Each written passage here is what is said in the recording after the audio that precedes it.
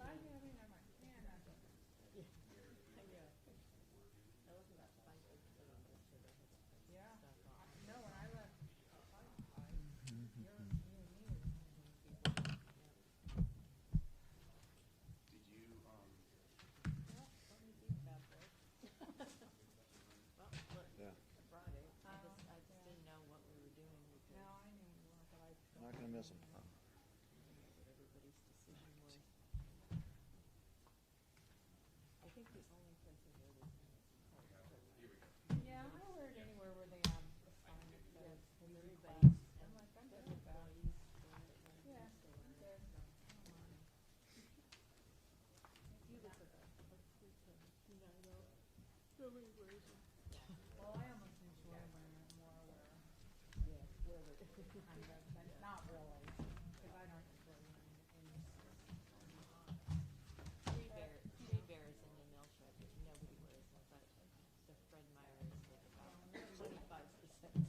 Debbie, driving from Bozeman to South Dakota over Thanksgiving, go bird hunting with Kentucky. We stopped in a liquor store in Wyoming, just on the side of the highway, pick up some beer. Noon on Thanksgiving Day. It was packed with people. Not a mask. Mask on the thing, yeah. That's So why I go when you walking in with my mask. And I'm looking around going, Anchorage, oh, you know, because, yeah, when I I go mean- on the nail check, they kind of look like, yeah, either there's we're not doing it or we already all have COVID in these towns. red states and blue states, and then Yeah. whatever Wyoming is, which is like fire engine red. that's how it was. I went to take care of my dad in early October in Northeast Texas, and it was like, it's like no pet. Nobody wore a mask. Yeah, Restaurants were packed. yeah, yeah. That's why I kind of laugh in a way, because it's like every time somebody got famous or whatever, got COVID, they were all Republican, you know, like president or governor. And then it was like, yeah, and then none of the Democrats did, because they were masked after they did. Yeah, they weren't big believers in South Dakota either. Pretty sure it was just made up. Oh, the guy who owns the property right next to Gary's, like one of those diehard Republicans, and he's been, he's an anti, yeah, and I was like, oh my God, I just Yeah, right, mad. right.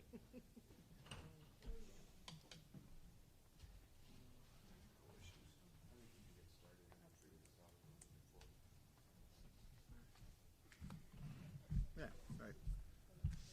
Everybody's good with that, Corey? Debbie? Ted, any objections? Nope. You can start? Okay, all right. Okay, well, yeah. Welcome back, huh? It's been a month or so. We had some nice weather, We did. not so much today, so the opportunity cost isn't as high as it could be to be here, which is good. Maybe we'll get something done, get something signed. Yeah, we do have, as I sent out an agenda, proposed agenda yesterday, we have some counters, so we could go through those. We have the 300s. Heidi informed me 470 would be the next one AEA would be bringing forward. I guess before we start, it looks like folks have chosen not to wear masks, which, I mean, I think it's great. Just no judgment if there's somebody who secretly would like to or isn't vaccinated and wants to, no judgment. But I'm glad, like Brian said, we're back. Glad to get back to it. So I don't know, Brian, if you want to just start with, I just have them in the order, numbered order of articles. Do you want to Sure. just start going through counters? You bet. Okay.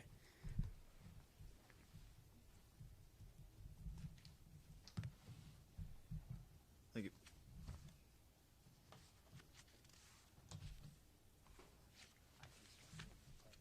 Okay.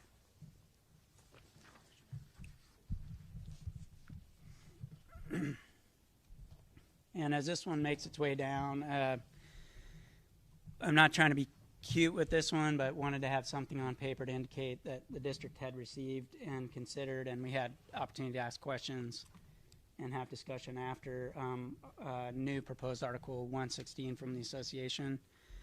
But we don't, at this time, have a counter proposal. So this is essentially an attempt to say book with respect to currently non-existent Article 116.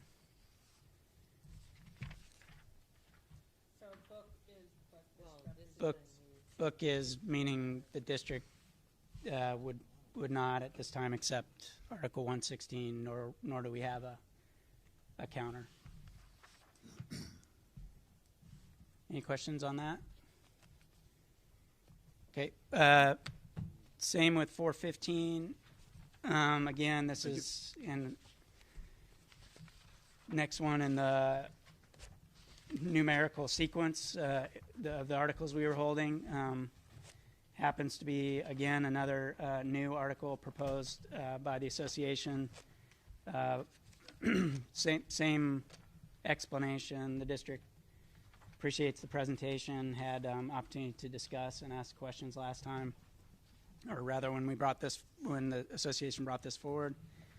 And so the proposal from the district is to remain book when it comes to Article 415, which is to say not to adopt it, and we don't have a counter. And then the next one's 417. Thank you.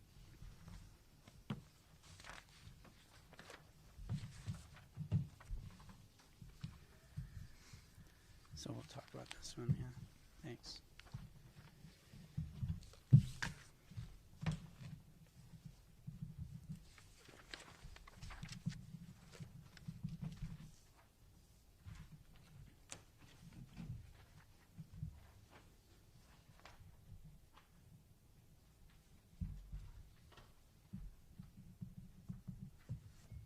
Okay, it looks like that made its way down. This is the article that the association had split into. We've already adopted new Article 418, which is the second half of what was previously 417. So the focus here is on what would then be a standalone 417. The district does have a counter here.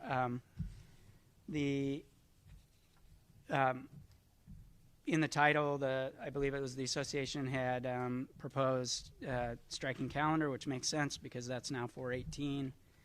The district's agreeable to that. In Section B, the association had proposed some new language in that paragraph. The district has also proposed new language. The language proposed by the district in this counter proposal, and I'll just read it, is the last day at the end of the first, second, and third quarters shall be a student release day for professional activities as directed by the principal supervisor. And that differs from the language in the association's proposal, so that this is essentially a counter to that language. Paragraph C is book.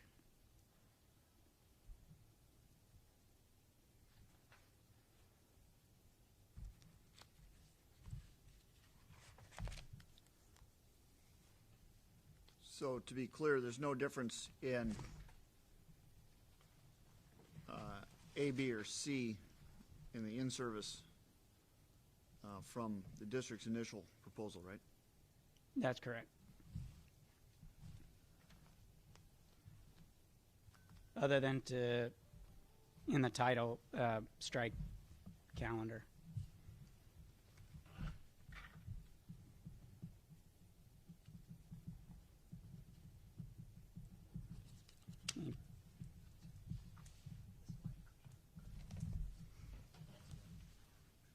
But it's the same as our initial. Yeah. Yeah. Any other questions on that one? Nope. I think so. Okay. And the next one in the order, it appears in the contract, was 421. Thank you.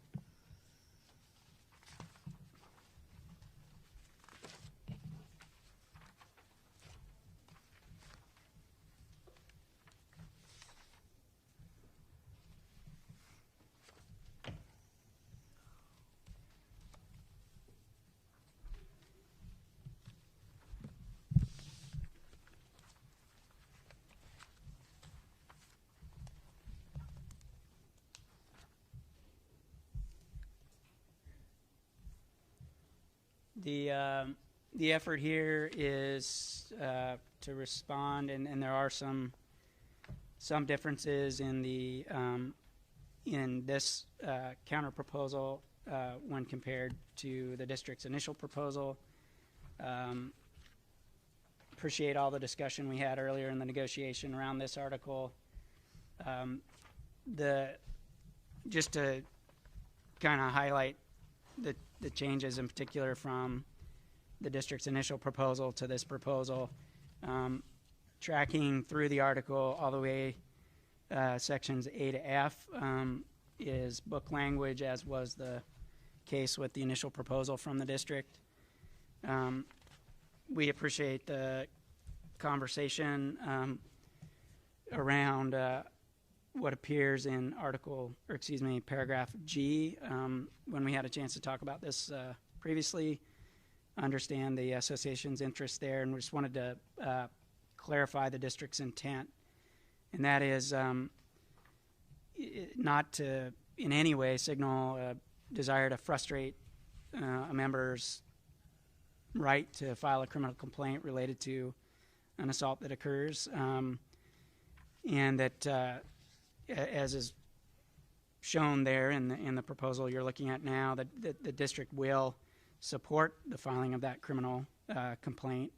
Of course, that's it's a right outside of district employment that a member would have to pursue criminal charges in that regard. And so, based on the discussion we had earlier, just wanted to clarify that.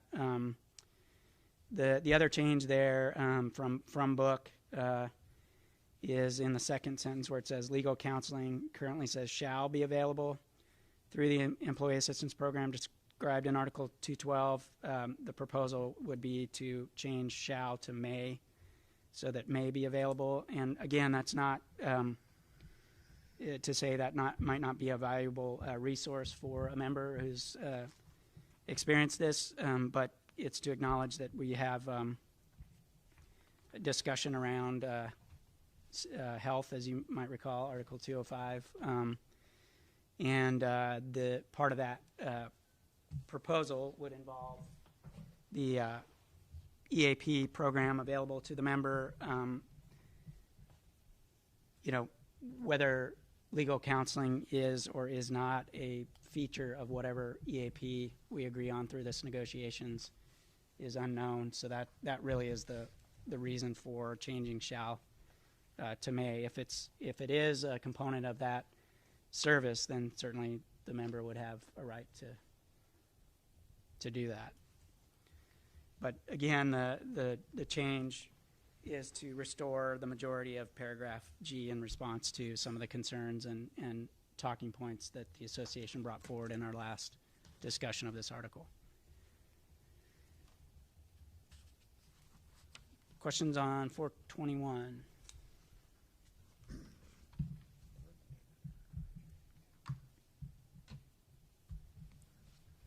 I don't see any questions at this time. Okay, thank you. Okay, 423. Thank you.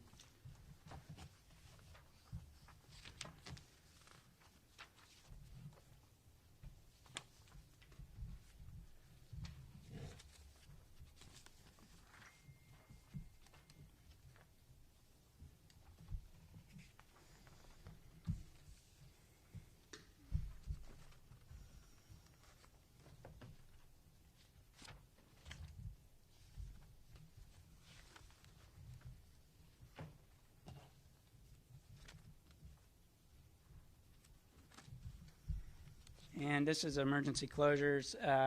as I recall, that we have had articles, or rather proposals, kind of back and forth on this one. The district appreciates the movement the association made in its last proposal. The change here is really no change from our second proposal. It does depart from our initial proposal insofar as the language efforts that the district sought to clarify. Some of the intent here have been left out, and now we're back to book, I think, for the second time on emergency closures.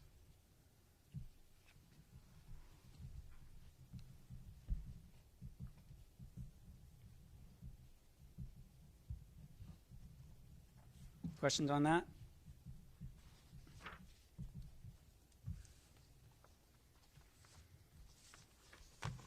Yeah, I have questions, and I don't want to be redundant, because I know we talked about this quite a bit before. There you go. But the union proposal that we have is trying to get to a method of sort of setting ourselves up to perhaps do something a little differently, and a process for addressing that in a proactive, collaborative fashion. Because, while we'd like to think there aren't going to be any emergencies going forward, that's not the case in all likelihood. So I'm just trying to better understand, Matt, the district's resistance to trying to have language in here that sets us up to be in a better position the next time the sky falls. That we're not scrambling and trying to figure out what we need to do, that maybe we've had some discussions that are moving us forward a little bit to be in a better position to have a plan. That's kind of something we tend to do. So I guess I'm just asking for more clarification on what appears to me to be resistance, but what the concerns are, maybe trying to get to another route of addressing this issue. Thank you. Yeah, thank you for the question. I almost said member of the phone, but I don't know that I see it that way exactly in terms of resistance. I know that's how you see it, but we, I think, did in the initial proposal from the district. The intent there was to create some of that clarity that you're describing. I think we just maybe have a difference in opinion as to what that is going to look like. I know the association in its counter didn't adopt the language that the district presented as an effort to clarify what the intent there would be, and we had a lot of discussion, as you reference, about that. I think I might have touched on the kind of compromise position that the district thought might work would be to remain with book language, because I know the association had some interest in new language, and so did the district propose new language. So it's not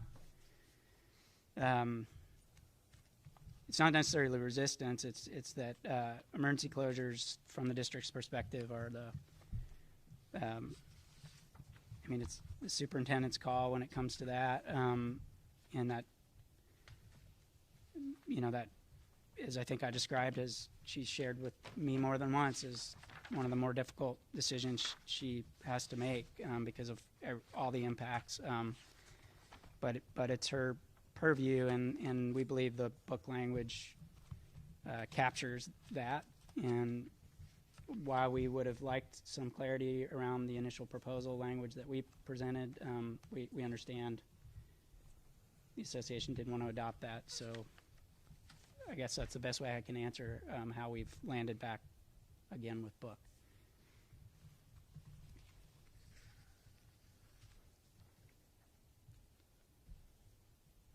other questions on that one? No. Okay. I think the next one's 463.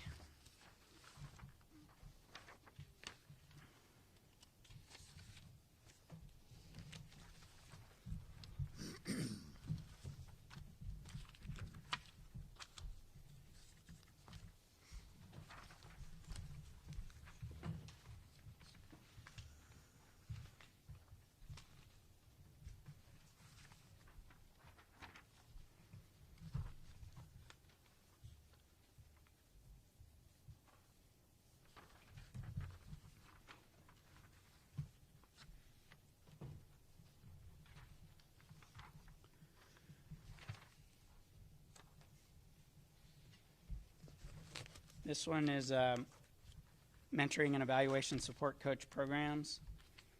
I'm just refreshing my memory that the district's proposal, initial proposal on this one was book. I understand and recall that the association had, through the evaluation committee's input and your discussion, significant proposed changes to this article. This effort was to go through, and admittedly, this counter proposal doesn't adopt, well, it adopts hardly nothing from the AEA proposal, but we did go through with the idea that we would, come back with what we could accept at this time, and so you'll see there the change from the district's initial proposal to include the recognition of orientation as an important interest to both parties, and the change in wording in the first sentence there to mentoring and evaluation support coaching. And then also, of course, the reference, which was a good catch, of talent management as the department within the district that's managing these efforts for the district. I did have some information to share, just insofar as the reason that we proposed book initially and have essentially stuck with that position here is that the district's belief is that there are significant and in terms of both staff support and money resource support, district interests in supporting these mentoring efforts, and the association may have its own interests outside of this article to do more or to do things differently, and certainly, and I'm referencing here, the inclusion in the association proposal of the collegial cohort program and some of the other interests there associated with that, and that's not to frustrate those efforts. Much in the same way that the association does many things we understand around member support efforts that aren't directly involving the district. But I did want the group to know that the district's current annual budget in these areas is almost $500,000. It's $466,000 to $525, so $466,525, and that's for support of evaluation coach program, the mentorship program, and also the building induction liaison program through the addenda for the bills. We do have, of course, the bills program, which the district is as I know moving forward with, have budget for. Similarly, growing the mentorship program and looking at expanding that beyond what currently exists. And one of the efforts there is the development of an affinity circle program, which may resemble, I don't know, but a collegial cohort type approach, not specifically, but insofar as it's an affinity based program, and also that the mentorship program has and will continue to expand to cover not just mentorship for AEA members, but across all our bargaining units. So the district clearly has a broader interest in that respect in the orientation, onboarding efforts, and mentoring efforts across all employee groups.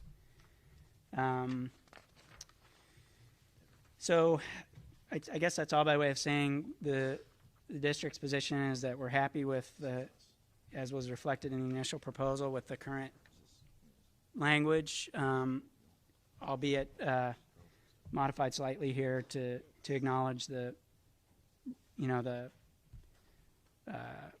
relevance of the changes proposed in that first paragraph, but otherwise returning to book on this one. Questions about 463?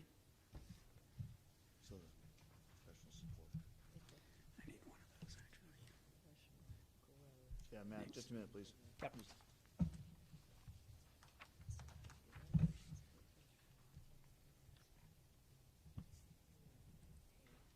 Plan of growth or plan of improvement, there isn't professional support, that's not current language. So It's just housekeeping. I have a question about the second bullet point in A. Okay.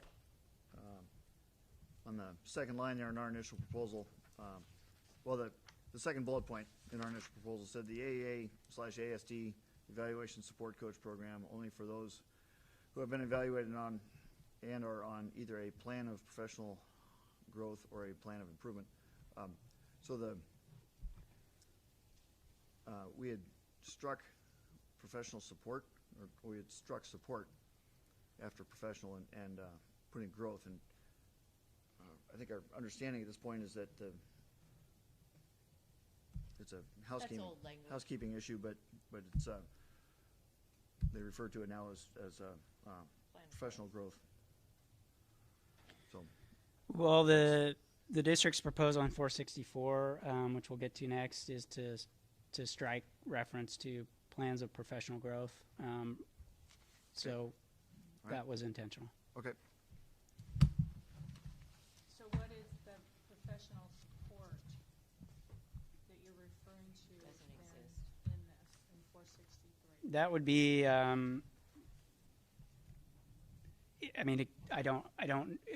agree with the characterization that that's old language. I think it previously would have been the equivalent or close to it of a plan of professional growth. I think as left in there, it could be professional support outside of any formal plan of improvement.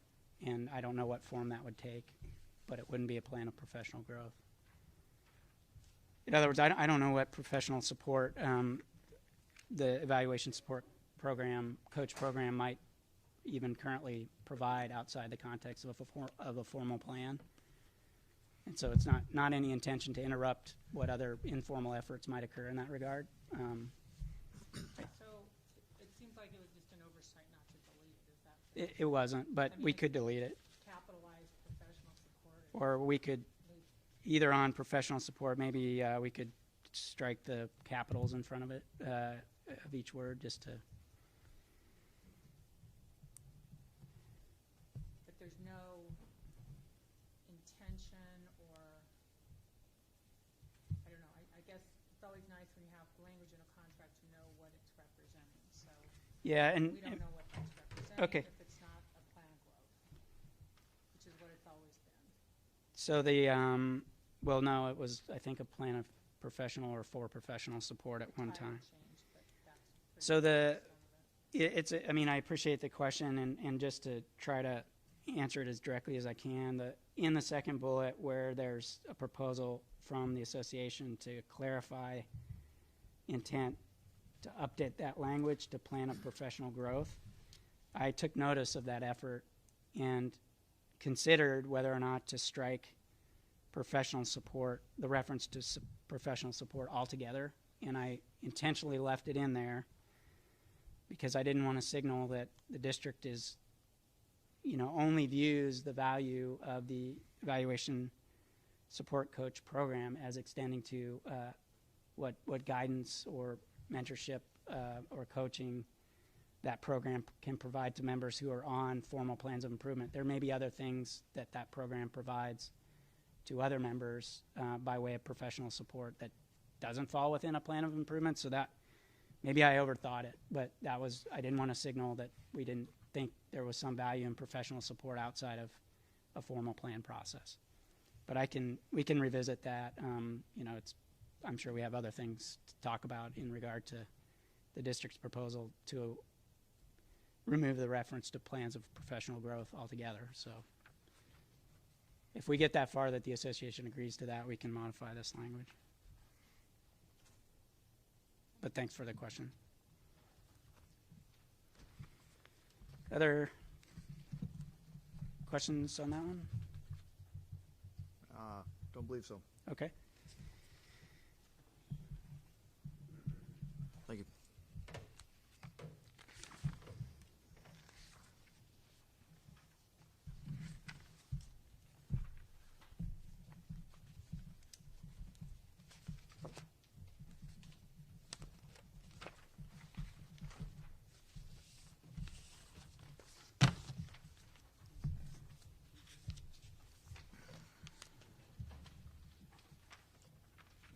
Okay, looks like that one's made its way down mostly. This, as referenced, is 464 evaluation procedure. Both parties in their initial proposals had changes, but the district had not responded to the association's proposal on this one, and this is that response. I believe, and there may have been a housekeeping change that was adopted, but I don't believe that there was any change from the district's initial proposal position on this one.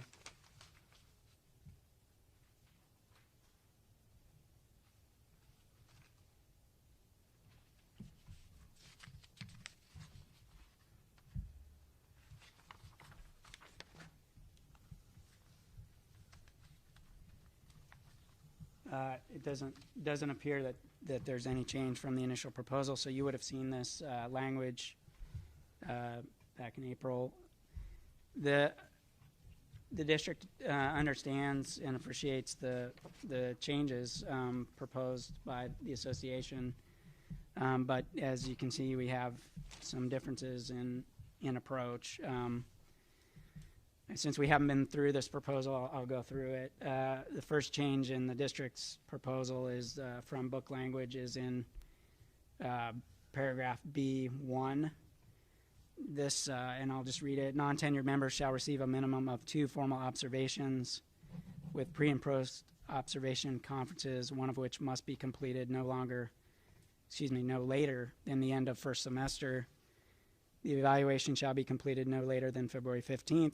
Such evaluations may contain plans for improvement and may extend until May 15th in order to provide maximum opportunity for retention.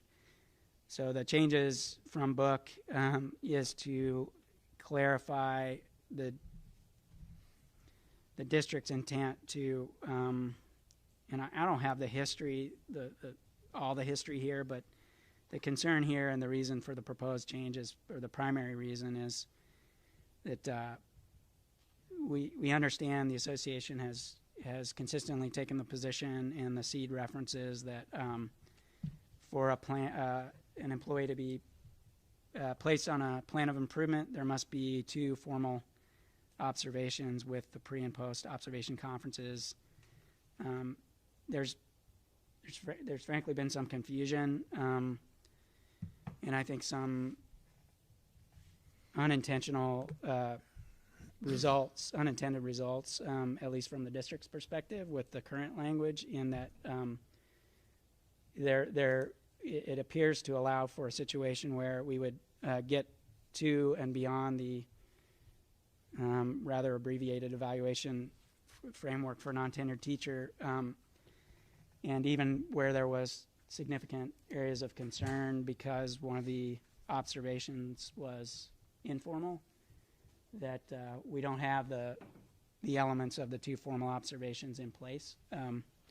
in order to move toward a plan of improvement. So I just want to say, I mean, this what it does, and it may have at one time been the district's interest in the change in language, I don't know, but what this does really is create, in some ways, you could think of it as more work for the evaluator, who's now compelled to, in all cases, do 2 formal observations for non-tenured teachers. So it's not to relieve that burden from an evaluator at all, but it's to make sure that in situations where, well, there's a thorough observation process, and then when that results in situations where a member is to be moved toward a plan of improvement status, that the work has been done, so to speak, to ensure that that happens.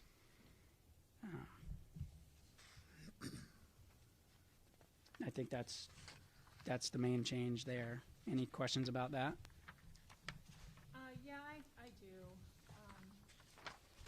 So the issue of doing 2 formals for your non-tenured, certainly existing book languages gives you every right to do that, right? Just sort of establishes the floor, but not the ceiling. If you want to do two formals, you certainly can. There's nothing that prevents that. So I don't take issue with that. I think it's great that we continue, both parties agree that that 1 formal needs to be completed before the first semester. My question is the last sentence where you, so where we reference that we want to provide maximum opportunity for retention. In my mind and my observation, quite frankly, where we have teachers that are, or educators, members, irregardless of classification, when they get those 2 formals, that creates a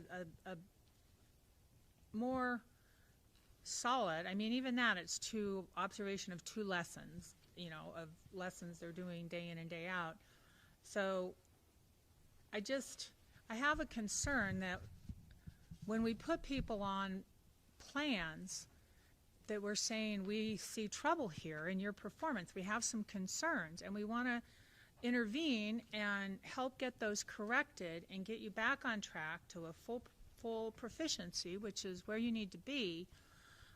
I have a concern that this language that is basically weakening the clarity of a plan of professional growth, which I think is a great vehicle to, you know, oftentimes if we wait until until people are at the point where they're rating unsatisfactories, you know, the further down the road of non-proficiency you go, I think the more challenging it is to come back to proficiency.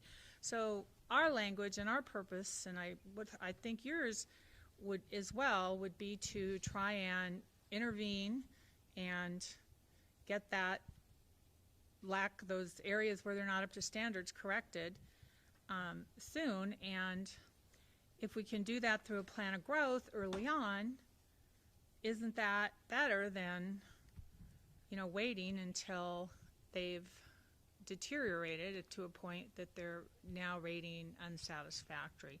So anyway, I find this to be, it makes me think, are you looking to wanting to do away with plans of growth, or are you just wanting to not have it clear to members that they will have the opportunity, or what it looks like to be on a plan of growth? It's you know, it to me is not very clear and does not provide maximum opportunity for retention.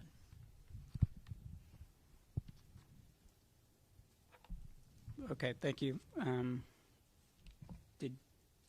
Did you have something, Debbie, or are you just? I do, but I'm going to wait for you to answer. Okay.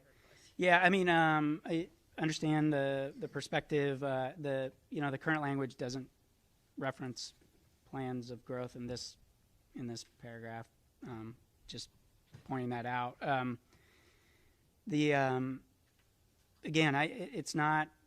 I actually view it a little differently. Maybe I view it as aligned with the current board guardrail of being good managers with respect to our obligation to fulfill statutory requirements around observation and evaluation, and the the board has identified that as important enough to include in its guardrails associated with its 3 board goals, and so this captures the I guess you could. I mean, it is serious, and the district takes it seriously, and this captures the intent to, or the effort is to capture the intent to move toward those, where required, those efforts to work through a formal plan of improvement in areas where that's, or with respect to members where that's important. I mean, these are non-tenured members who, and if you want to look at that way, are kind of, always subject to non-retention at the end of a non-tenured year for adequate reason. And so I think we have a shared interest in ensuring that we have the elements in place to move into a formal improvement status so that improvement can hopefully occur. So I don't see it as contrary to the interest of as stated in the final sentence there, which references back to plan of improvement. That is, that as the statute requires, and as the district has consistently,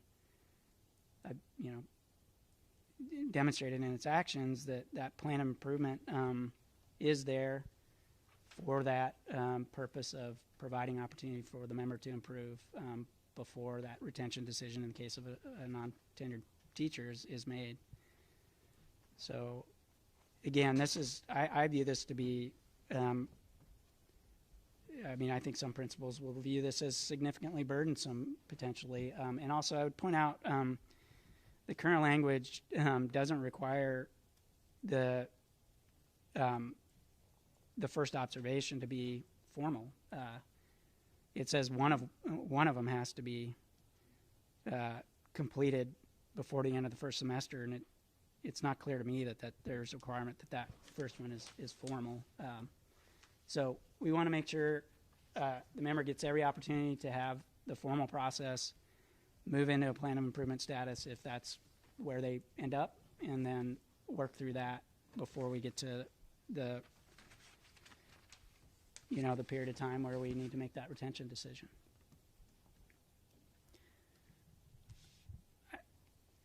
We have the later provision where we've struck the plan of growth, or here it's still the plan of professional support language. I don't know if it'd be useful. We've talked about it now a couple times for us to talk about the intent there, what the reasoning is around that, or I don't know, Debbie, if you had a question before we move to that topic about this language.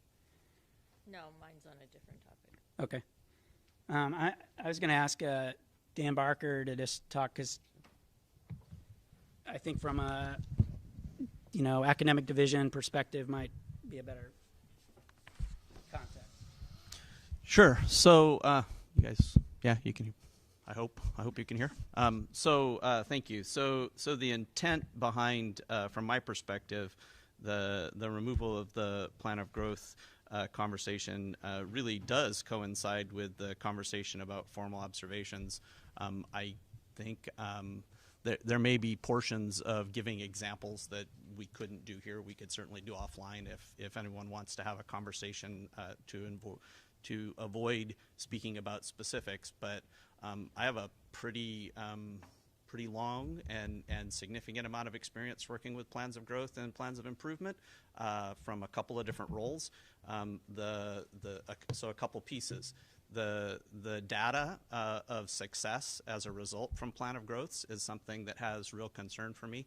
I don't believe in the 20 years that I've been working through this stuff that we see really consistent movement from teachers from growth out. We see far more movement, I believe, and I think the data supports that, from growth to improvement.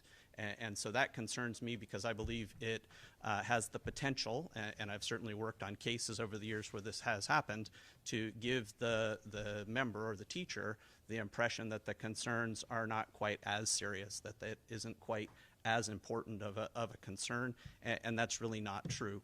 In the majority of plans of growth I've worked on, they go from a plan of growth, and if things, which in most cases, unfortunately that's been the case, don't show improvement with the small amount of effort that is required out of the growth process, they move into plan of improvement. And so if we're talking specifically about a non-tenured teacher here, we already have an incredibly short window of time, as you folks know, to even meet the plan of improvement requirement, which, as you also know, isn't actually a requirement for us. So we chop those timelines down already.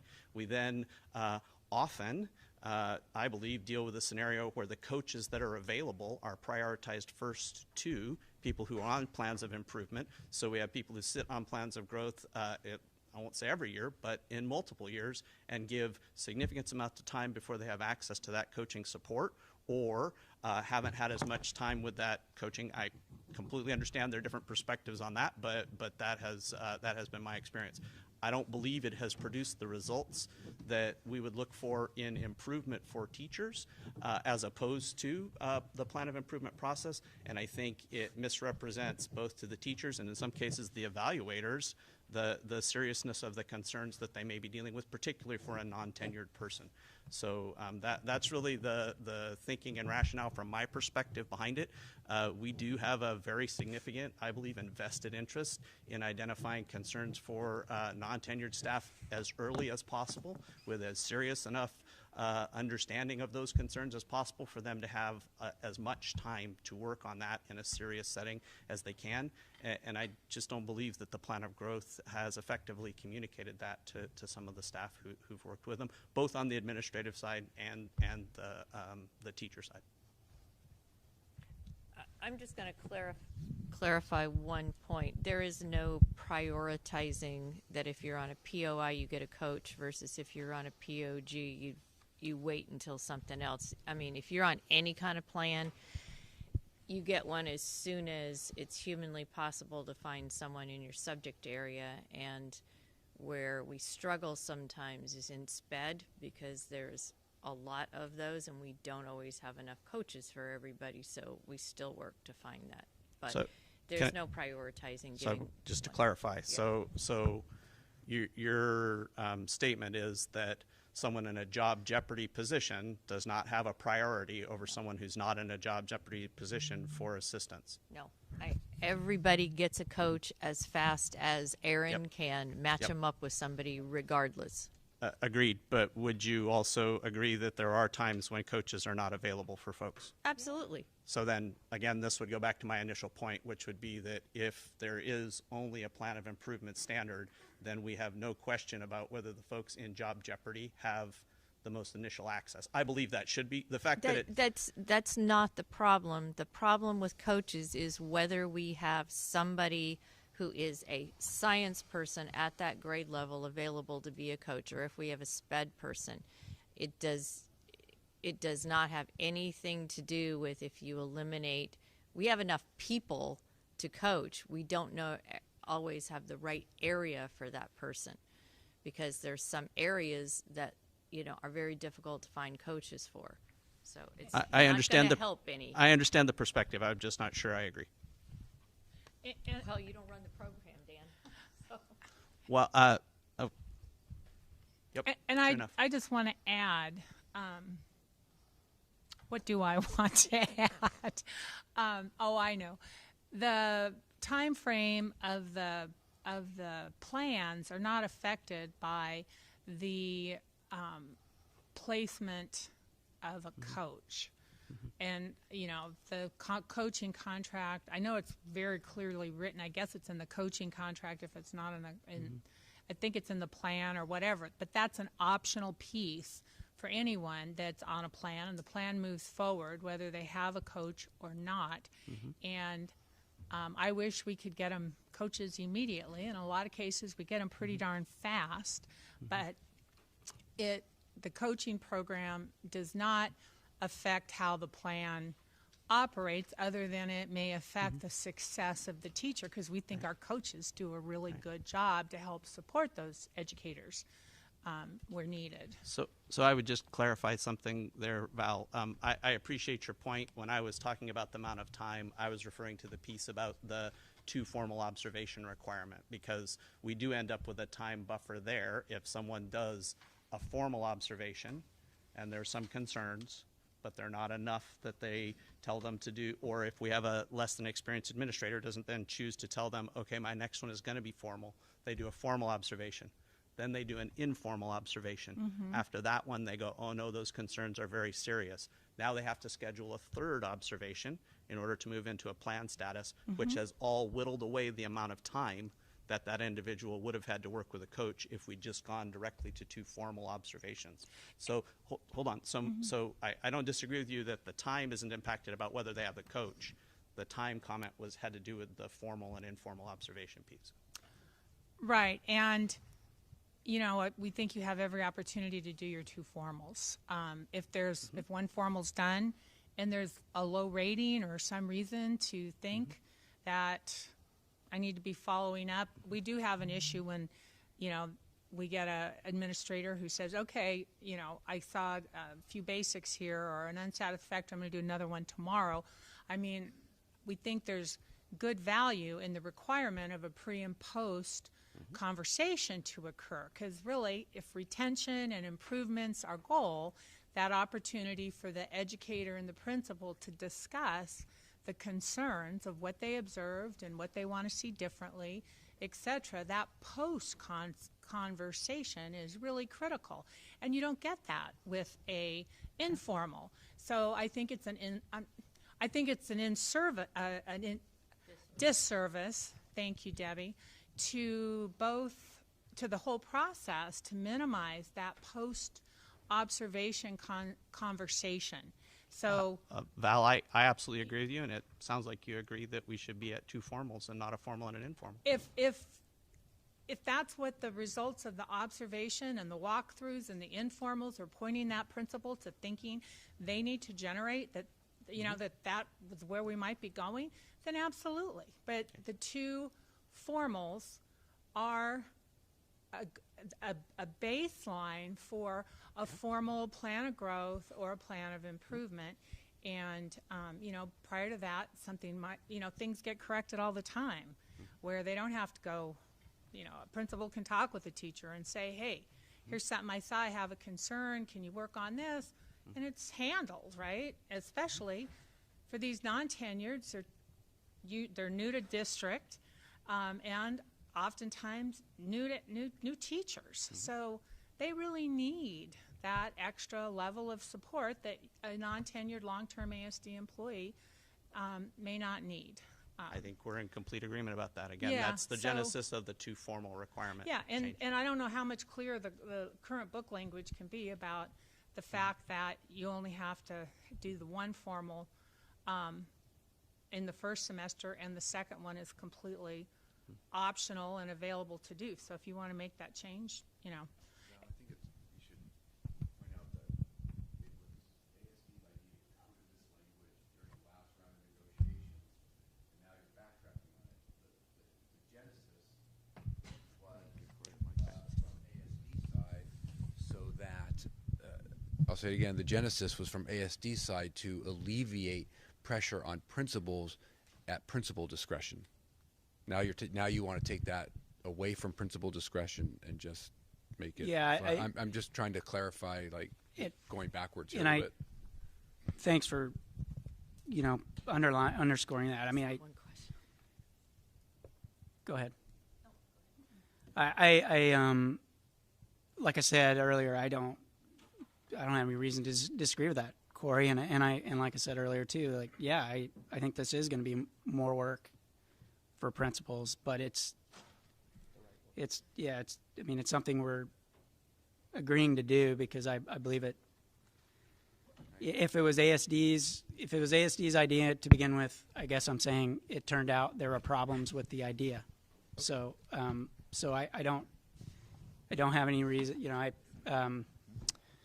I think this, I mean, it was one of the first sections of the contract that was confusing to me early on in my tenure, is why, when we require through the seed and through practice 2 formals, would we have this language, and so like I said, I haven't been able to kind of sort out a lot more than I do about the history, and it sounds like it was ASD's idea last time around, or even before that, I don't know, but in other words, we may have been urging it for some time, for all I know, but what I'm saying here is that through practice it has presented problems or potential problems or confusion that I think are unnecessary, and I'll fully acknowledge once again that this is likely going to create more work for at least some principals who aren't in current practice doing 2 formals. I just wanted, can you clarify what the problems have been from this practice? I mean, Dan can speak to that. Just to clarify, Matt, just so I make sure I understand, principals can still do 2. It's at their discretion. Correct. Okay. Yeah. So what's the? Well, I mean, it's a little bit difficult, and I'll let Dan speak to it in general terms, but without alluding to specific circumstances. But Dan may have general terms. No, I appreciate the question, and I also was not formally involved in bargaining last time around, so I appreciate you pointing out where it came from. I was not aware of that. I will tell you that from an administrative perspective, while at first blush it does look like something that would be a time saver for an administrator. However, what I consistently run into is either early career administrators or administrators who I sometimes need to add some support to their practice will go to a document like the contract and read that letter by letter for what their requirement is, which is fine and good as long as there isn't a concern. But then they get to that 11th hour of moving into the initial part of February when they have a statutory deadline of February 15th. And then we're doing a dance that we've done many times of back and forth trying to negotiate when we can fit in something that they hadn't originally planned in their timeline. If an administrator has as many as 10 or 15 non-tenured staff members, they really needed to be planning to do those 2 formals all the way back as early as laying out their calendars in October and November, right? So then if this comes up, which it does when there's often are concerns, as something that in their process wasn't already scheduled out, additionally, that wasn't necessarily already scheduled out for the teacher because our formal observations are done by a mutually agreed time and date and subject area often. So the procedural pieces then put them up against a deadline of the 15th to meet the statutory requirement, which is often very challenging for both the teacher and the principal. So from my perspective, this gives both administrators and teachers the perception that a lot less is required of them initially, and then that sets them up not to calendar their time in an appropriate way that allows time for thoughtful, deliberate process. We end up crammed into a very brief period of time. And I'd rather they know from the beginning, this is what you're going to have to do with all your non-tenured folks. They calendar it out. They know everybody has time between, everybody has chance for feedback, everybody has chance to collect and work on anything they might have been told. If one of those is a 15-minute informal, that can be very, very challenging to get that level of clarity and communication, to Val's point about the value of the post-conference, really. So, okay, so I get all that, and we could probably dance around the whole thing about whether. So what's APA's position on this? Have you talked to APA or? I speak with APA regularly, Corey. And so they would like this back in the contract? APA's not represented here. I'm comfortable You that have that would two be or something. on the- In the conversation I'm having with you right now, I'm certainly happy to have my principals respond if you like. This is something from a divisional level at least, and I believe also secondary, that I believe is important to improving the practice of our teachers. But Ms. Batman, would you interested in commenting on that? Thank you. And I don't have 2 today. Sorry, Corey. Just 1. Sorry, my allergies are really bad, so I've been So if I start hacking. So Corey, I think this just adds consistency across our group of members for APA. I can speak to what Dan was saying earlier. I mean, as a new administrator, we go look at the contract. If I have 9, which I did last year, have 9 non-tenured teachers to go observe, I mean, it gives me clear expectations. And I have gone down the road where I have been going to, okay, I have 1 formal, 1 informal, I see some problems, what do I do? So this just kind of gives me my expectation to do my due diligence to, you know, it's a lot more work, but it's my job to find good teachers and keep good teachers for our kids. I mean, it's for me to provide support. It's for me to go ahead and take those measures to have time to do that. So it just provides more consistency for us to do what we need to do for our kids. Sorry, Mike. Sorry. Can I ask one real quick question? You waited. Yeah, I just want to make a comment to Corey's question. Thank you, Heidi. Corey, I mean, in just responding to your question, I mean, if there's a member where there are areas of concern, to Helena's point, I mean, the obligation currently is for the administrator to do 2 formals. So really the question is, are they going to do 2 observations or 3 when they have a member with areas of concern? Because what she's describing and what Dan has alluded to is a situation where they've done the 2, but one's informal. I don't think the association is going to back off on its position that for a member to move on to a plan, both there need to be 2 formal observations. We can have that discussion if you want to agree that a plan of improvement can follow a 1 formal and 1 informal observation. Then maybe we don't have the problem in terms of the requirements of our current practice in that regard, but it doesn't answer the question that Dan was alluding to around I mean, there is, as we know, a distinction between a formal and an informal observation, and part of this is to acknowledge that the importance of those 2 formal observations occurring as early as possible with non-tenured teachers, so that we can move into an improvement status where that's appropriate, and that benefits not just the district, but more so, I think, the member. So that I would just respond in that way to your question about what's APA's position on this is the principal has to do 2 formals to get a member onto a plan regardless. So this, they're not here, represented as an entity, that being association president, vice president, or whoever else. So I'm not going to pretend to speak on behalf of the APA, but I would just emphasize that obligation currently exists. And then I think Heidi had a question. I need to follow up. I do want to clarify that the association is in agreement, this association, AEA, that teachers that need supports, right, and appreciate principals helping identify that. So we're all on board with that. What I think is interesting is it sounds like we're changing practice a little bit here through contract language, if I'm hearing it correctly, getting rid of the plan of growth and just going to a plan of improvement. So I think that I need to sit on this, and I need some feedback from our evaluation committee, who works really hard on this process with you as well, Matt, and your team, because it's a significant change. And I agree with everything you've said, Matt, and most Dan. I think I don't necessarily have any arguments against that. Where I'm going from is I want to encourage principals to do more informals.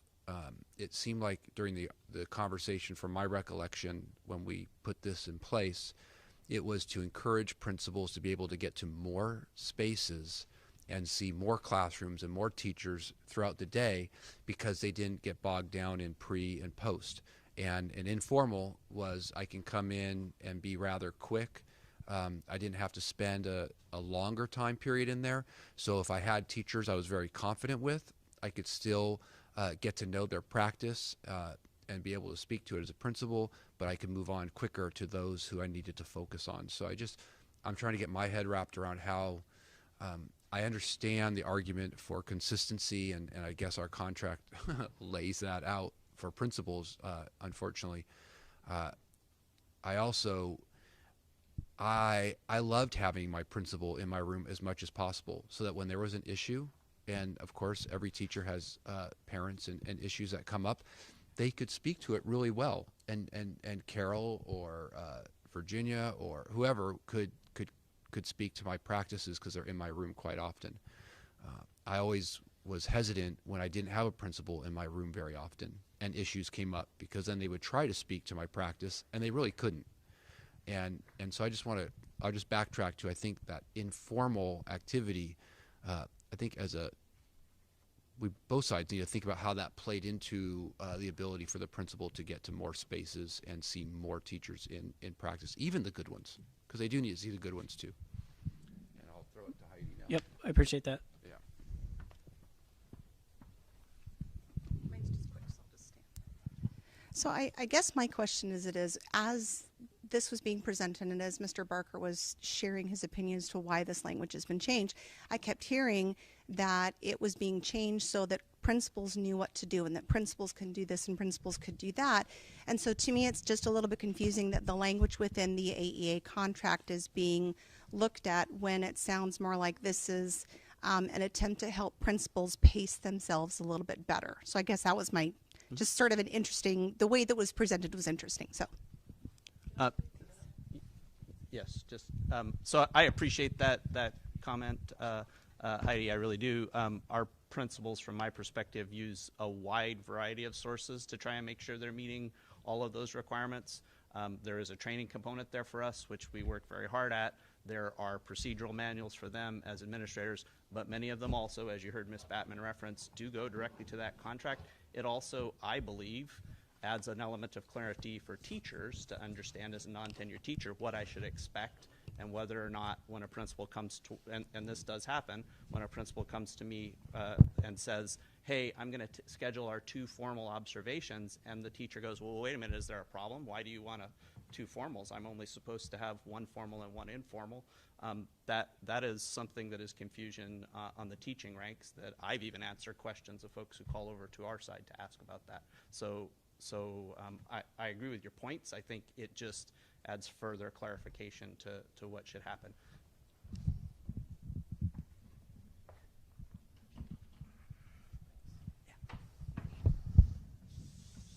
In listening to the discussion, I'm hearing a lot about statutes and time management. I think there's a bigger piece that we might be missing here, and that is our administrators' responsibility to grow and help support teachers as they grow in their profession and their teaching practice. And I see, you have a non-tenured teacher and you're doing one formal opportunity to sit down with that teacher and discuss their practice around the planning, around the differentiation, around the delivery, the engagement.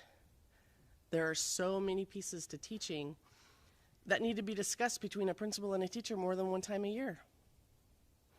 So I think that's the bigger thing here for this discussion.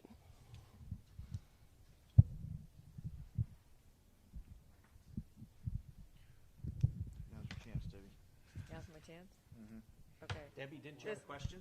This ought to be like, this ought to be like 30 seconds. I'm on number 7 that you crossed out the statutory obligation to provide for stakeholders. You might have already said why you crossed this out. I just wanted the 2-second rationale on why you crossed that out, since it's still in statute that people do that. So what was the thinking behind that? And I'm just looking through it quickly. And I hadn't gotten to that yet. So I mean, I think it's a part of a broader theme that I had talked about in a couple different areas already, and we'll get to more. But there seems to be many places in the contract where the contract restates a statutory obligation.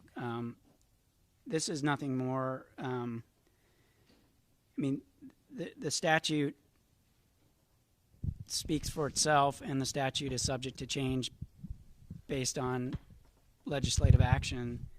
So when it, in my view, the concern around including language in a contract that specifically references a statutory obligation or repeats in this case that the obligation already exists in statute, but if it changes, then you've got a conflict between the statute and the contract. We're going to get to an article later where we had proposed a procedure for addressing those situations outside of contract negotiations, but the current practice doesn't provide that venue. So I view this to be unnecessary language that just restates a current statutory obligation. If there's something in there that you believe is outside of that intent, I'm happy to have further discussion on it. But that was the idea. There was when a paragraph begins, the district in meeting its statutory obligation. I mean, the obligation by statute is what it is, and so I don't think it needs to be repeated here. Can I have the mic again, Brian? Well, No. wait. Matt, about 45 minutes or so ago, I was wondering if you could go through the rest of your, present the rest of the article, and then maybe we can, I'm sure that, obviously, it's a topic that we're passionate about, and I'm sure will be more discussion throughout. Okay. But maybe if you could finish presenting the whole article, and then we can. Okay, sounds good. where we go from there. So we left off at B1. Thanks for the discussion on that. And then B2, this is to provide clarity, again, to what we've just been talking about at some length, that, the mutual expectation that regardless whether tenured or non-tenured, that those where there are member concerns that may result in placing a member on a plan of improvement, those are based on 2 formal written observations. So there's just an inclusion there of language that says that applies regardless of tenure status. Excuse me. 3 is this is really another area where the change there, where in the second sentence it is, well, I'll read the whole thing. A formal observation is an observation within the workplace based on educator performance. It is prearranged and includes a pre and post observation conference. What are you reading from now? I'm sorry. 3. B3, and includes a pre-post observation conference, is documented, and the documentation is shared with the employee. All of that language I just read, the district doesn't have issue with, and that's why it's included here. What does from time to time present a problem is the language that's struck, that the prearranged observation is according to a mutual date and time. So the interest here is we, as Mr. Barker has described, principals have a lot of work to do when it comes to scheduling and getting these observations, particularly formal observations, done. And when those efforts are frustrated, as has been the case from time to time, by what appear to be,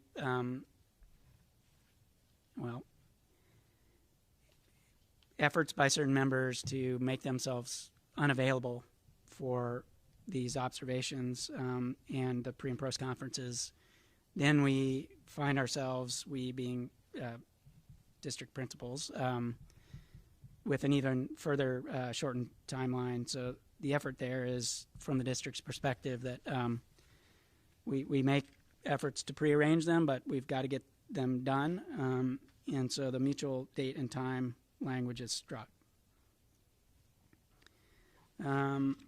Nothing changed in 4 or in any of section C until you get to the subsection 7 that Debbie referenced, where that language is struck for the reason I mentioned. Nothing changed, there is removal consistent with what we've been talking about in paragraph D of reference to professional support, which, as was mentioned earlier, is now, I think, a term that we more commonly use, professional growth. That section, E, is struck for the reasons we've talked about, or Mr. Barker in particular has talked about, and that being that the professional support plan or professional growth plan would no longer be part of this process. F is book. That's the plans of improvement section. I did notice an omission in the district's proposal that I want to point out in G. The effort there was to strike professional support throughout this article and this section, and I noticed in the second to last sentence there's reference to plan of professional support that should be removed from the proposal. So the second to last sentence that begins, if available, would read, if available, a trained evaluation support coach will assist the teacher in working towards meeting the areas indicated on the plan of improvement. That's an omission, and I apologize, and that'll be corrected in our next proposal. And the rest, H and I, are book. Thank you, Matt. Val?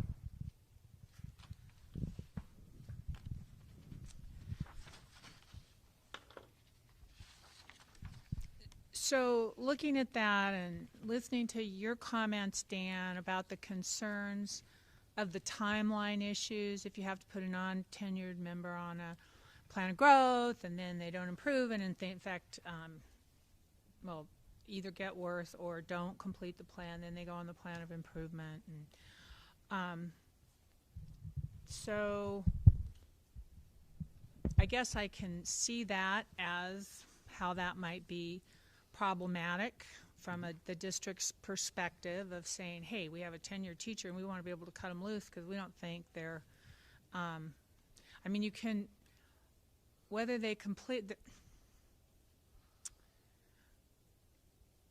let me just say this, the way that I'm reading all this, it feels to me like there is an effort here to either eliminate or water down or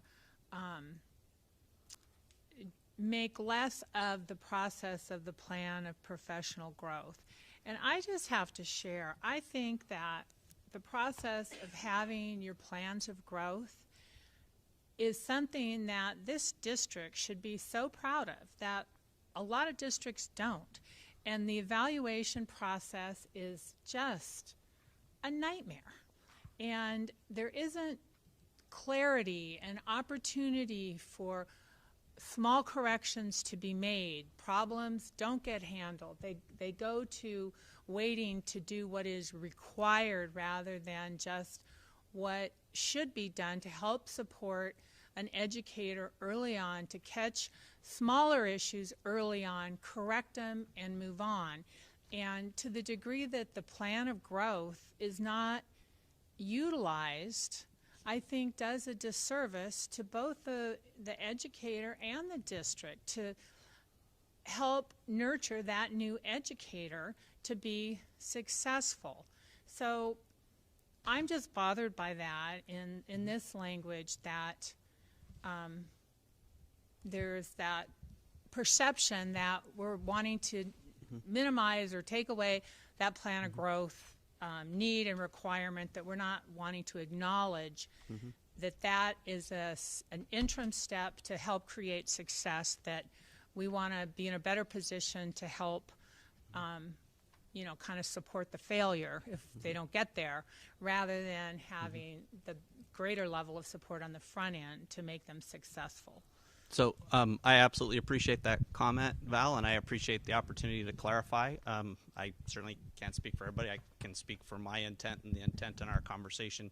It's not to diminish that at all. In fact, I believe it's to go really in the other way and to identify concerns when they happen immediately with the level of importance that can go with those, so that folks are aware early on. I agree with you. I think our district should receive a lot of credit for the work we've done around evaluation in this and in other avenues. In particular, we're talking about early career people with non-tenured folks. As you all are fully aware, we're not even required to use the plan of improvement process yet. Out of long-standing practice, we do that. We do it for a non-retention. We can move for a non-retention without a plan of improvement on a non-tenured person. Yet that is not what we do. We consistently, through practice, provide that full suite of supports to someone, whether they're tenured or non-tenured. We do that because we believe in investing very heavily in early career people and helping them correct that practice. Again, I would go back to what I said before, which is the intent is not to take away a support. It's to make sure, that the resources are put to the place that gets the greatest result, which I believe is our plan of improvement process, in my experience, over our plan of support process, and to make sure everyone involved really understands the severity of those concerns, so that they're able to put all that effort and energy into that situation. Again, we have over 20 years experience of using that plan of improvement process, even with folks who aren't legally, technically entitled to it, because we want to grow them and provide those resources for them to improve. I think we're vested in that, and we have a big stake in it and a long-standing history of trying to support it. There's no intent to take away the opportunity for people to improve.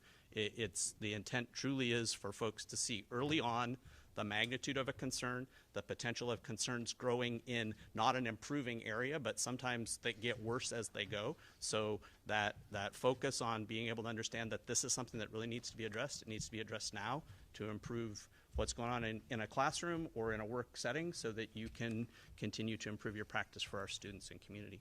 But I appreciate the opportunity to talk about the intent. So thank you. You bet.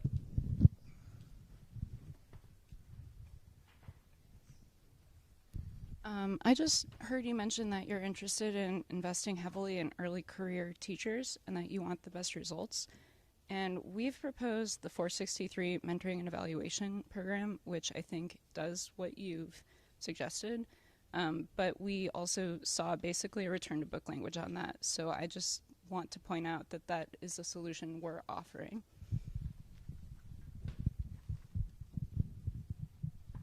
And I appreciate that comment, and just a brief response. The district did not intend in its response to 463 or its counter proposal to 463 to signal that we don't have an interest in supporting mentoring and coaching efforts. It's just we have a difference in approach, I think, than what's presented in the proposal from AEA. So.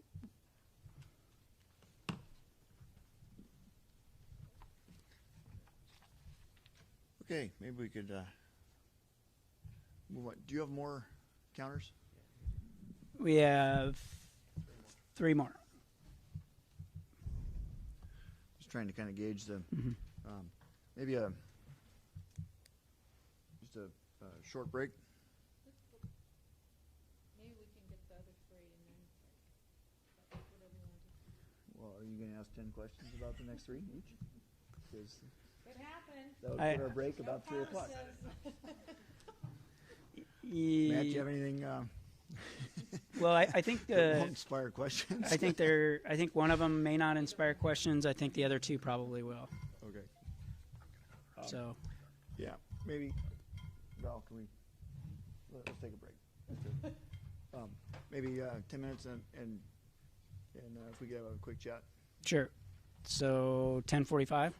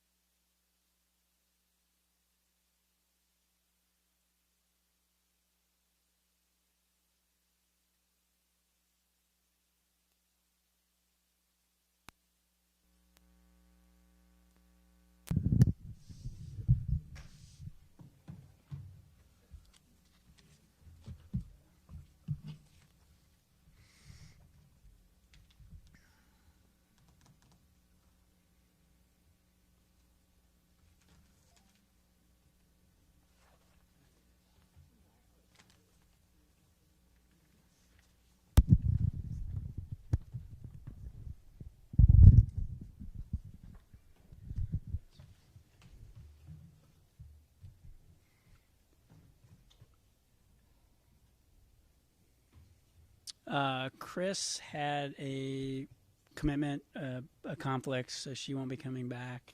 Who was sitting next? Okay.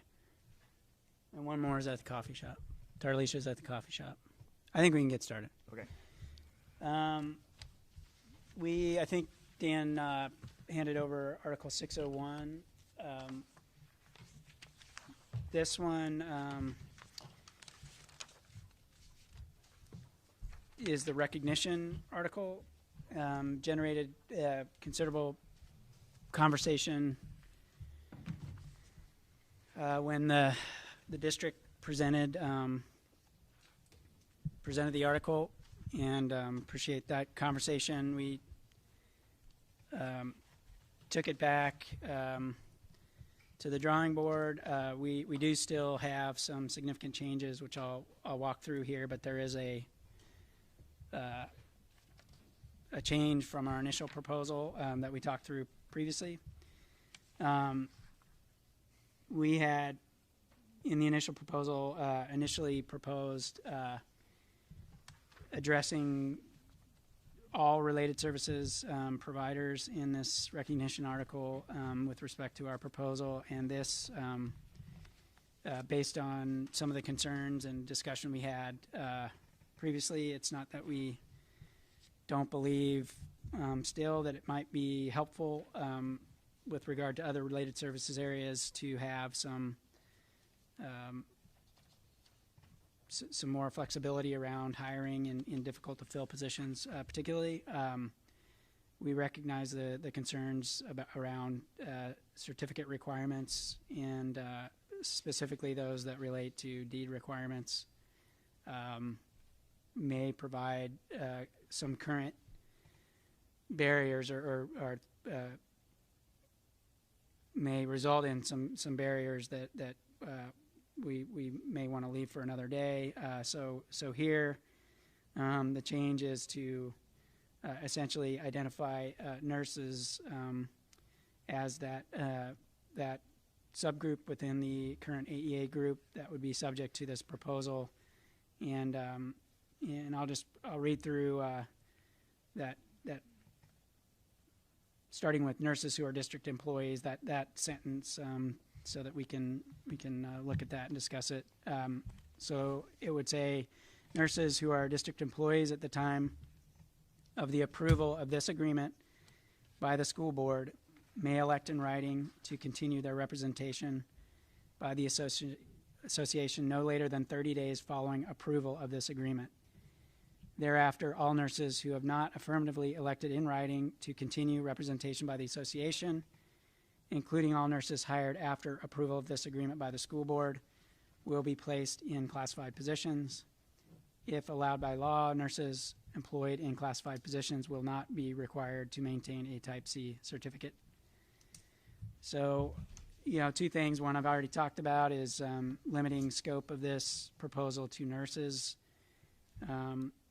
The reason for that is not to target nurses as among related services areas, but that, as I mentioned when we talked about this article previously, that the healthcare services mission in the district's practice is broad and includes not just those nursing services for students identified through the IEP process, but also healthcare services more generally across district schools, and that we believe current law would allow for this practice. There wouldn't be the same level of concern or specific concern that we had discussion about with regard to other related services areas. The other thing I would point out is this: there's some change to the language that is in reference to approval of the agreement by the school board, and that was in response to, I believe it was Brian, your point, which was a good point about, I think previously it referenced July 1, and what if, we're still in the process of negotiating the agreement, what would happen, and those kinds of things. So this would reference the effective date as in regard to the approval of the agreement whenever it is that ultimately happens. I think that covers the changes from the previous proposal to this. Questions?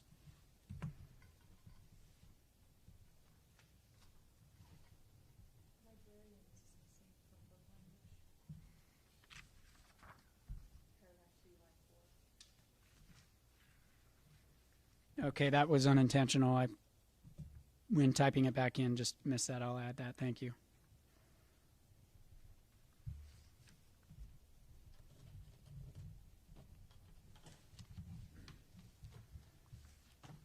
Any other questions? Okay. I think we're good for now. Thank you. The next one is 605. Thank you.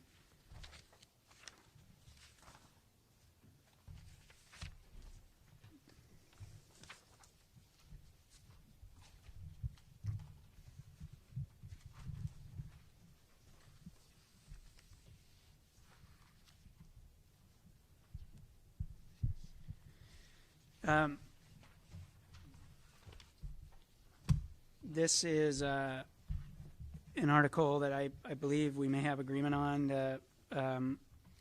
The district's effort in the initial proposal was to identify a method for contract maintenance around,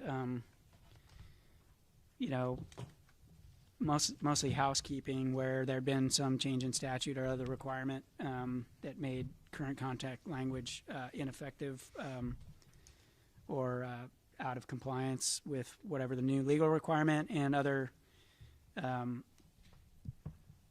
similar type situations where we weren't necessarily dealing with substantive change requests to contract language or requirements, but really more of a housekeeping function. And the initial proposal had proposed a method for doing that. I don't have it in front of me, but I believe the association's response was book, and this counter is to, if I'm right about that, is to accept that that position to stay with book language on 605.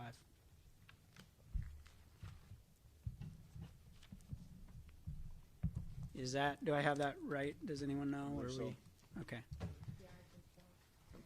Okay. Now it's 605. Then the last one the district has by way of counter proposal today is 740. Thank you.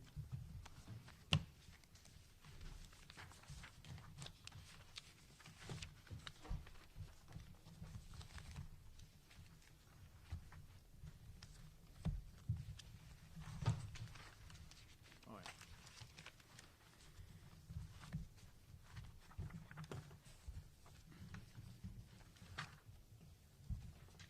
right. 740 is association representation.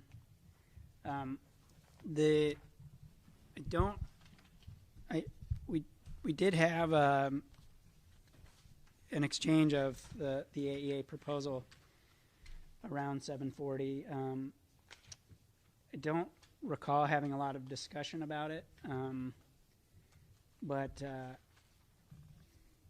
we did, have some time to ask questions and look through it. The proposal or the counter proposal from the district that you're looking at now is a return to book language. The district appreciates the interests expressed in the AEA proposal, and in fact, believes that much of what is captured there in the spirit of collaborating with regard to association interests is already occurring. We did have in the last round of negotiations on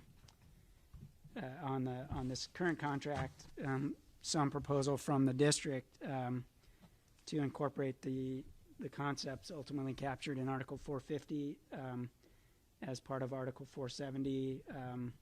It was the district's position, as I understand it, in the prior negotiation that 470 as in book essentially provides that representation right to to the association that was sufficient to capture those interests. Of course, we ended up settling Article 450, which was the first article, as I recall, that was TA'd in this current negotiation. So we believe, the district believes, between 450 and the current language in 740 that the interests in association representation are fairly represented in the contract.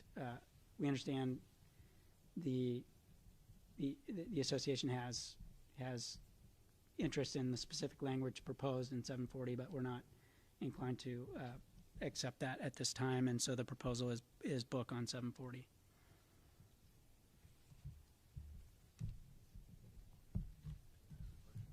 Sure.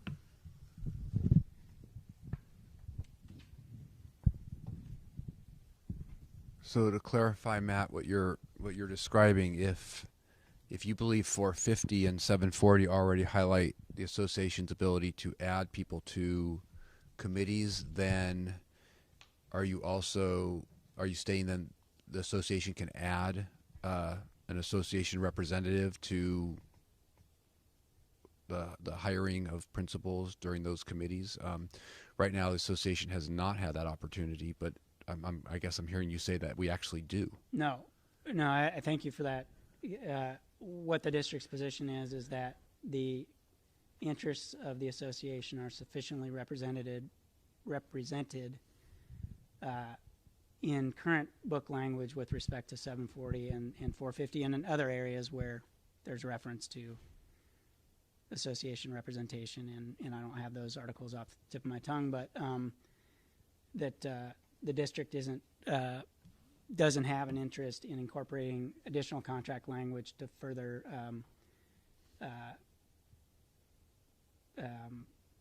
expand, I suppose, that representation right. So whatever currently exists in 740 and 450 would be what the district would propose going forward, would continue to exist in the contract.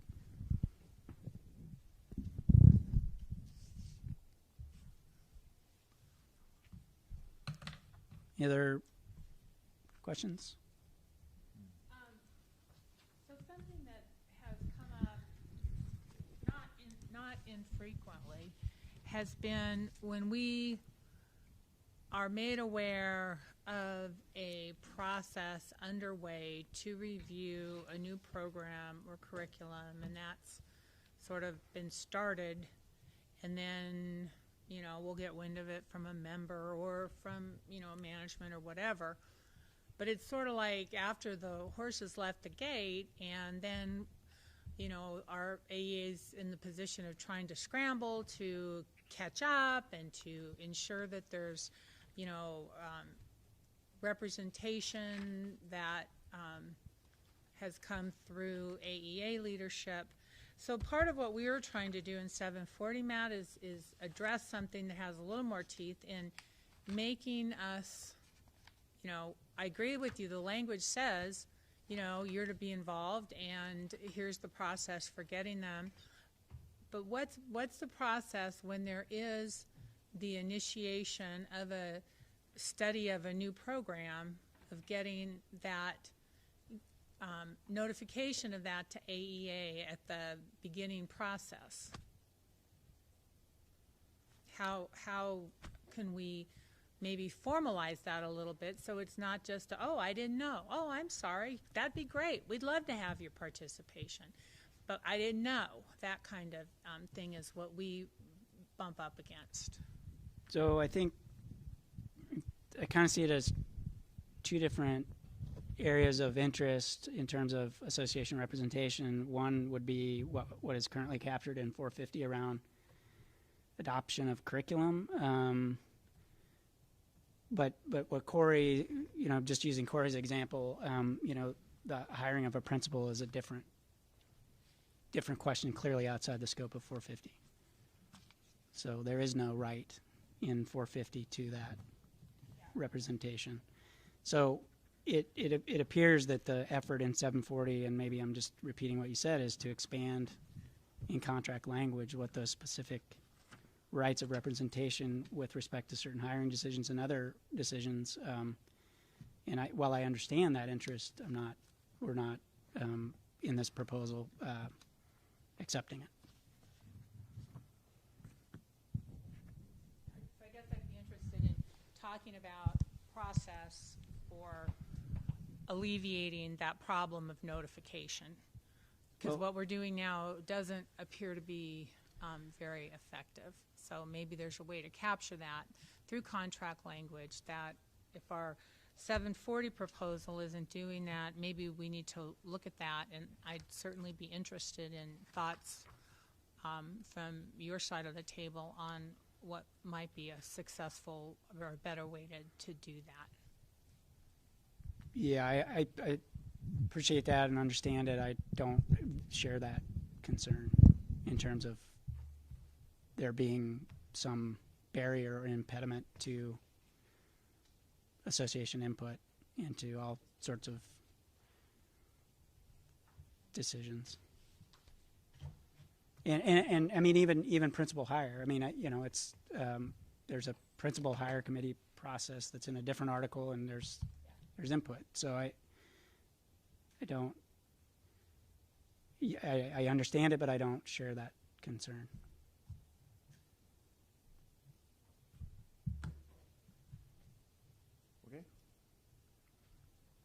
Okay, thank you. Thank the district for their work on these articles, and we'll have counters to some of them probably fairly quickly, and some may take a little bit longer, but we'll certainly work on it. At this point, it seems like we could either caucus now and start working on counters for tomorrow, perhaps, or you could present some of the 300 articles if you wanted. And I guess that's up to you. We don't really have a preference here. Yeah, I mean, it would be. Where are we? 11:20.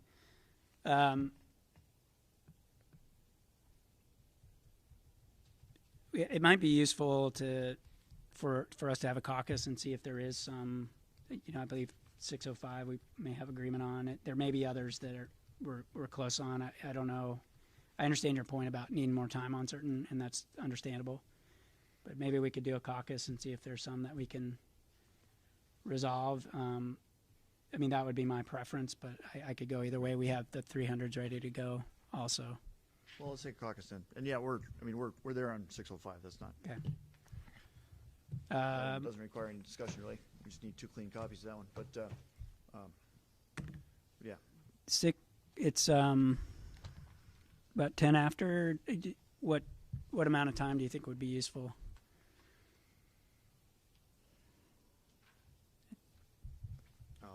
I don't see less than 30 minutes. Okay. Working. So come back at 20 till. Yeah, let's try that. Okay. And Brian, I have a copy of 605. Is yours clean, or do you need another? I guess someone might have one. But we might be able to find a clean one. Okay. I wrote on mine. Oh, okay. Yeah, there might be extras too. Okay. Thank you, Heidi. So we'll be back in the room at 20 till.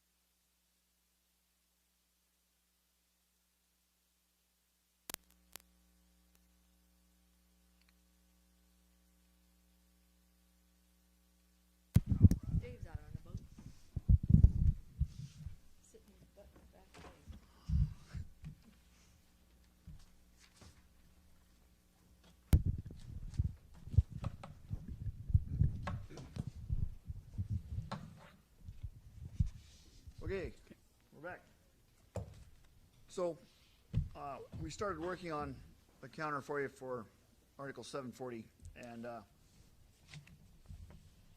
we fully intend to have that done and ready when we start tomorrow morning. We just need more time on it, but we do thank you for, as I said earlier, for providing all of the counters that we got from you today. I do have a couple questions on Article 116, if you could look back to that. And maybe not so much your counter proposal, there's not much to look at there, but with our initial proposal. Okay. So I think it would help us going forward if we understood maybe a little bit more where you were with the idea of our proposed new article that defines FTE. Are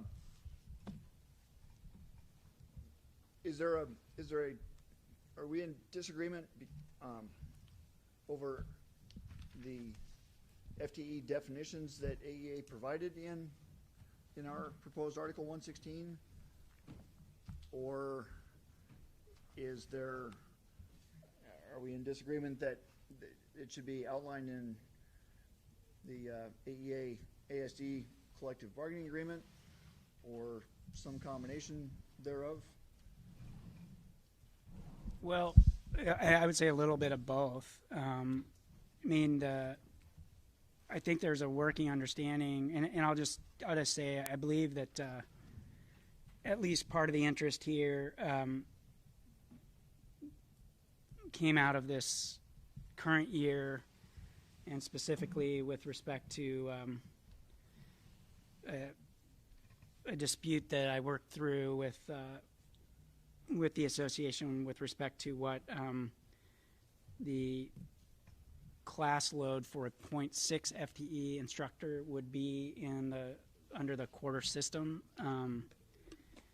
And so I would say, insofar as that appeared to relate to that specific issue, I don't, and I'm not saying that that dispute was resolved. It was, resolved in a way that was completely satisfying to either side, but there was resolution around it, and it did appear to relate to some of the scheduling adjustments that were made to try to account for the mitigation efforts and some of the other things that had to occur because of the COVID-19 pandemic and response. So I guess I question in that regard, I question the if that's the perceived need, then I question that that's an existing and continuing need, number one. Number two, I mean, that example notwithstanding, I think there has been an established practice, as we, I think, agreed through that process that I just described, as to how assignments are made with respect to those employees who are not full 1.0 FTE. And I don't know that there's conflict around that in any given year, other than the one that we just endured. So it's both, I guess, some concern about the need for it, but also, or continuing need for it, but also that then to reduce it to contract language it does just that. I mean, then it becomes a contractual requirement that requires both sides to engage in a process like this to change if something's not working. So there's less flexibility around it. So we don't, in that regard, have an interest in reducing it to contract language. So that's why I say kind of both. And then as to identifying class size in relation to FTE, classes in relation to FTE, I think really in the specialist areas in paragraph D, I mean, that really is something the district views as, completely within the obligation, really, of the district to determine how to allocate those FTE resources to meet, student needs, given what staffing levels are available. And so that, to the extent that's defined with this level of specificity in a contract, I'm reluctant, or the district is reluctant there too. And I know that you had presented, I don't have it in front of me, a memo of sorts around the effort to arrive at that kind of a staffing determination on the sort of district internal side. But that effort would continue to occur based on the staffing levels that are available. But to take that leap and try to capture it in contract, understanding the those exigent circumstances that may occur, or not the least of which is the uncertainty year to year as to funding and available staffing levels, is something the district's not inclined to do by way of capturing in contract. So it's kind of both as to why there is no counter to this. Okay, it seems like a extremely reasonable on the association's part to expect that there's some sort of a definition for FTE, and if it's if they have it kind of broken out and don't want it in the contract, but would share it in a memo or something like that. I mean, maybe we can work through this through some other avenue. I don't know, but it seems unlikely we're just going to drop it, right? So I guess the more we understand your position, maybe the more we can kind of work on this together. But I think to just kind of characterize it as a kind of a management right, and we'll see who we have and what we can do with them, I don't think that's going to work for us. Maybe if you could find within our proposal something you agree with and can work from there, something. But I don't think, well, I mean, I know that just dropping it is not going to cut it. Okay. There's interest on our part to have kind of a definition of what a point 1 looks like, what a point 2 looks like, and so on. So, and maybe over time we can come up with something, and perhaps it doesn't need to be in the contract, but it needs to be somewhere. I think I think it's been, as you said, there's been some working understanding in the past. Well, let's clarify that. Let's write it out and make sure that we all have the same understanding. Yeah, and Chris had to leave for a conflict. Has some historical knowledge of the. I can't remember now if it was an email or a memo that was shared by the association in conjunction with this, and can maybe speak to that. But I mean, if we want to talk about something outside the context of negotiations as to some understanding, I'm not going to close the door on that. But with respect to whether we're going to agree to adopt contract language around it, certainly willing to consider a counter to our counter, which is to not have it. But as is stated here, there's as I said, no counter, and still no counter. No, I understand that, but yeah, just trying to learn a little bit more about where you are and how we can resolve this. Understood. I'm not trying to beat a second counter out of you, just trying to figure out Understood. where we are. So.